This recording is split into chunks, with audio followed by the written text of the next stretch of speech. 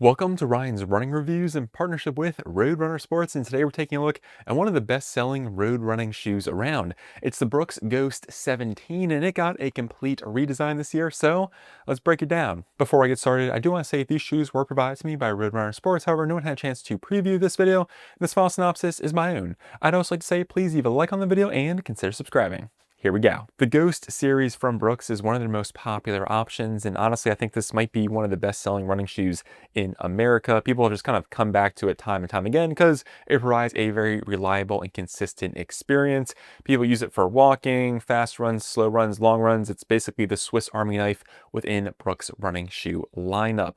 It's a standard premium neutral daily trainer with a, I would say, more moderate stack height, but it's got even thicker this year, and I'll touch on that later. And if for someone who wants a little bit more cushioning, but with a kind of a similar ride to this, you can move up to the Glycerin series, which, at least in my mind, is the larger version of the Ghost. Yes, I know they have the Ghost Max, however, that has a completely different midsole geometry feel to it compared to the original Ghost. So I know it's a little bit confusing. So in my mind, at least, if you want a larger Ghost, go to the Glycerin, and then if you want a larger Glycerin, go to the Glycerin Max, which is, I think, Brooks' thickest and largest running shoe. So I hope that makes sense. Now, this is definitely a complete redesign. As for the longest time, the Ghost has had a 12mm heel-to-toe drop, and that changes here on the 17th version. They now lowered it to 10mm, giving us a bit more cushioning in the forefoot. It's still a high drop shoe, just 2 less compared to the previous iterations,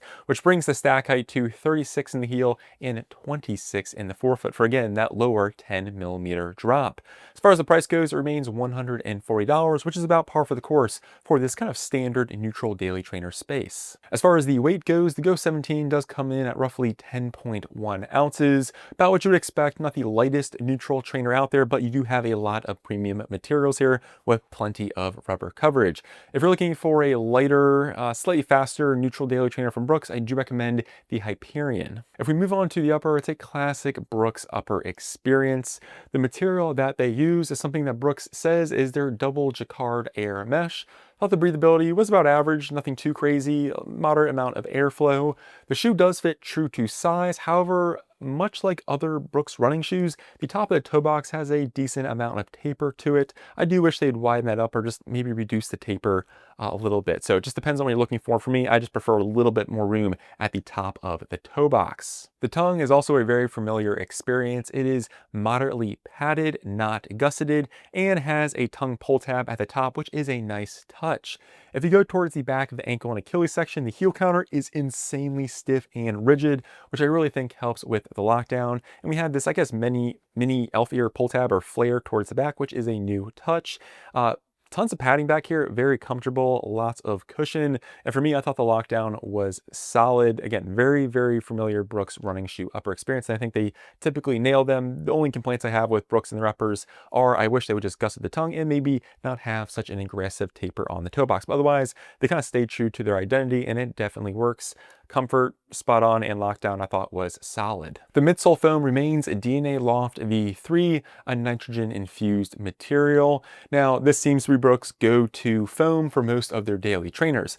Something I do want to point out is this is somewhat new from Brooks. On the Glycerin and Glycerin Max, they use something called DNA Tune, where the cell size of the foam or the nitrogen infused foam is different. It's larger in the back, smaller in the front, so you have a softer kind of rear and midfoot and a more responsive forefoot, just kind of providing a more dynamic ride. And that's not the case with the Ghost. It's the same type of foam from heel to toe. The Ghost 17 has a solid amount of structure to it. It's not overly flexible or bendable. Most of that flex happens towards the front of the toe box, which makes sense. Now, I do consider this a fairly stable neutral option. The foam isn't overly soft or mushy and gives you a decent level of guidance.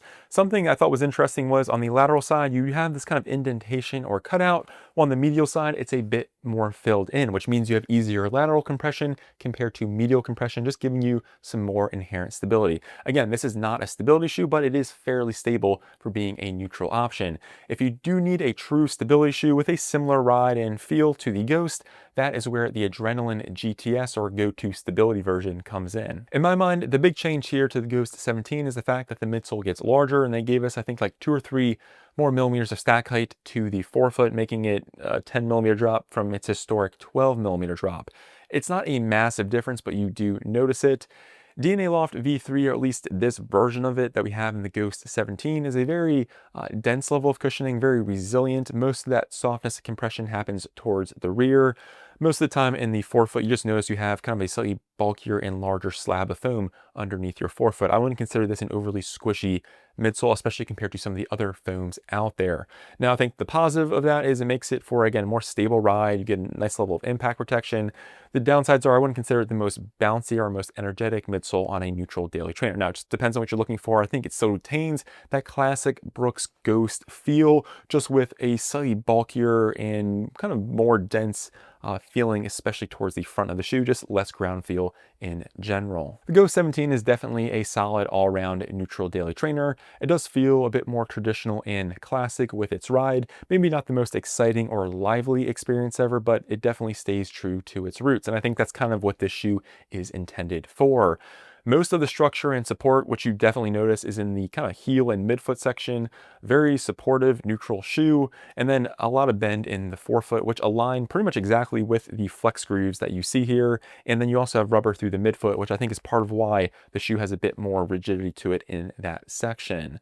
Now, for me, I'm actually happy to see that they have a decent amount of rubber, fairly thick lugs, so you can kind of take on gravel, grass, things like that, compared to some other neutral trainers, which are a bit more smooth. I think the Ghost kind of has some versatility there. And for someone who likes it for kind of an all-around walking and casual shoe, I did that as well. Grocery store, just walks with my wife and things like that, and it held up. It's definitely a comfortable option.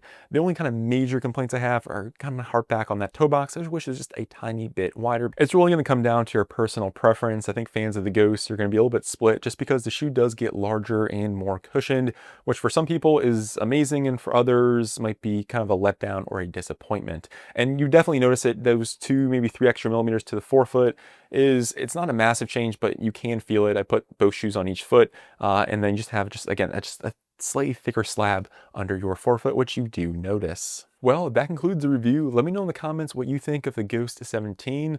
Is it something that you're happy to see that they changed, or would you rather go with a 12mm drop option? I would love to hear from you.